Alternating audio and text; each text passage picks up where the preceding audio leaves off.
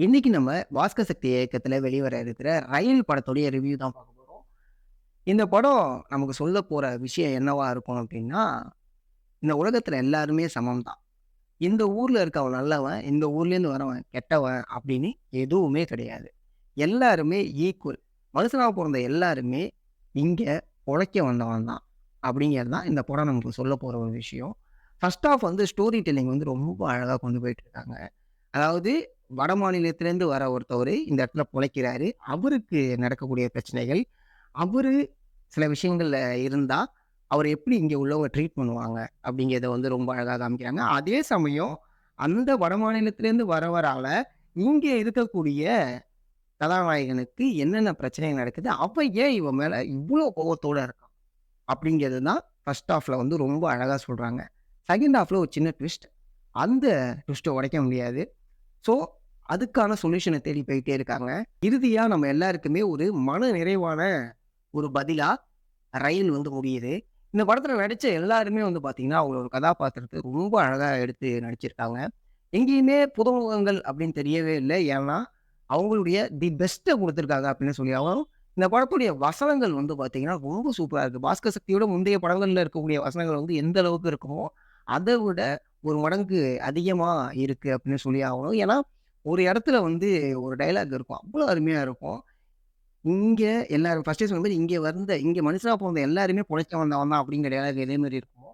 So அதே மாரியான ஒரு டயலாக் ஒண்ணு இருக்கும். ரொம்ப அழகா இருக்கும். வடமாநிலத்தவர் பர்வேஷ் வந்து ஃபோன் பேசிட்டு இருப்பாரு.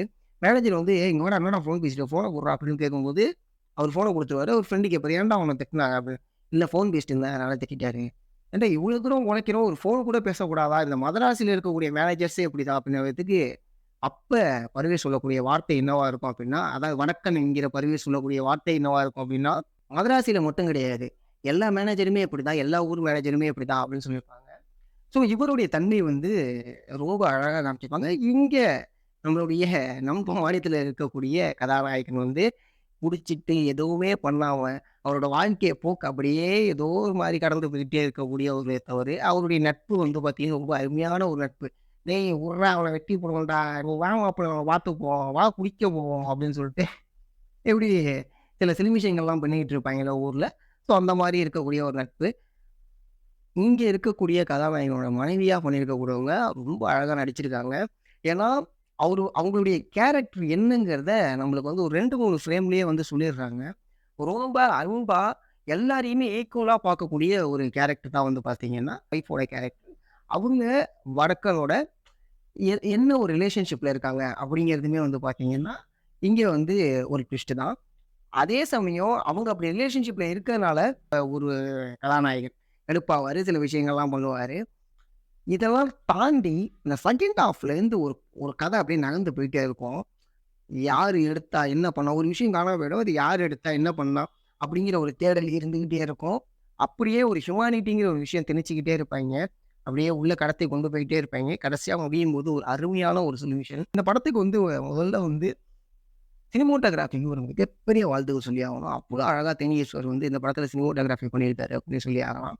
வசனங்கள் அவ்வளோ அருமையா இருந்துச்சு. இசையுமே வந்து பார்த்தீங்கன்னா, ரொம்ப சூப்பரா பண்ணியிருந்தாங்க. எங்கேயுமே "என்னடா இது பாட்டு" அப்படின்னு சொல்லிட்டு உடம்பு நெளிக்கிற அளவுக்குலாம் எங்கேயுமே இல்ல.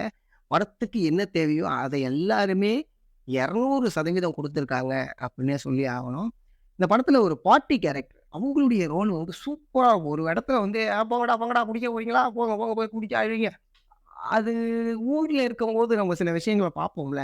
அதுதான் எதார்த்த சினிமாக்கான ஒரு மிகப்பெரிய ஒரு பிளஸ். இந்த படம் முழுக்க முழுக்க ஒரு எதார்த்த சினிமா. நம்மளால கனெக்ட் பண்ணிக்க முடியும். நம்ம ஊர்ல யாரையாவது ஒருத்தவங்கள பார்த்துருப்போம். ஸோ அந்த அந்த பெர்சனா அவங்க இதுல தெரிவாங்க. இல்ல நம்ம வீட்லயே உள்ளவங்களா கூட அவங்க தெரிவாங்க. அதுதான் எதார்த்த சினிமாவுக்கு ஒரு மிகப்பெரிய பிளஸ். ஸோ அந்த வகையில இந்த படத்துல அது ரொம்ப அழகா ஒர்க் அவுட் ஆயிருக்கு. லைவ் சவுண்டுமே வந்து பார்த்தீங்கன்னா, ரொம்ப சூப்பரா பண்ணியிருக்காங்க. இது ஒரு மிகப்பெரிய ஒரு பிளஸ்ன்னே சொல்லலாம். லைவ் சவுண்ட் இந்த படத்துக்கு மிகப்பெரிய ஒரு பிளஸ் அப்படின்னு கண்டிப்பா சொல்லியே ஆகணும். ஏன்னா, அது இன்னும் கொஞ்சம் இந்த படத்துடைய தரத்த உயர்த்தி காமிக்குது. அப்படிங்கிற ஒரு விஷயம் தான். அதே சமயம் படம் முடிஞ்சு வெளில வரும்போது உங்களுக்குள்ள ஒரு கேள்வி இருக்கும். நம்ம என்னைக்காவது ஒரு நாள் இது மாரி பண்ணியிருப்போம்ல. அன்னைக்கு ஒரு நாள் இவன திட்டிப்புட்டவன் ஏன் திட்டினான்? அவனுக்கு நமக்கு என்ன பிரச்சனை? அவன் பாட்டுக்கு அவன் பொழப்ப பார்க்குறான். நம்ம பாட்டுக்கு நம்ம பொழப்ப பார்க்குறோம். ஆக்சுவலா இதுல ஒரு விஷயத்த வந்து ரொம்ப அழகா சொல்லியிருப்பாங்க. "டேய் உனக்கு தான் வேலை தரேன்னேன். ஆனா நீ வரல, ஃபோனும் எடுக்கல. அவன் வந்தான் வேலை வேணும்னா, அவன் நல்ல நேரம் பார்க்குறவன். வேலை எனக்கு நடந்தாகணும். அவன் வந்தா வேலைய குடுத்துட்டேன் நானு அப்படிம்பாரு. ஸோ என்னன்னா, இந்த மாநிலத்தவரோ, நம்ம ஊருக்காரங்கலாம் மேட்டர் கிடையாது. நீ கரெக்ட்டா இருந்த அப்படின்னா, உனக்கான வேலை வாய்ப்புகள் கிடைக்கும். உனக்கான மரியாதை கிடைக்கும். நீ ஒரு மனுஷன் தான், அவனும் ஒரு மனுஷன் தான் அப்படிங்கிறத ரொம்ப அழகா சொல்லியிருப்பாங்க. ஸோ மறக்காம இந்த படத்த தியேட்டர்ல போய் பாருங்க. குடும்பத்தோட உட்காந்து பாருங்க. அடுத்த ஜெனரேஷனுக்கு கடத்தி கொண்டு போகக்கூடிய ஒரு படம் தான். ஏன்னா எல்லாருமே தெரிஞ்சுக்கணும், எல்லாருமே புரிஞ்சுக்கணும்.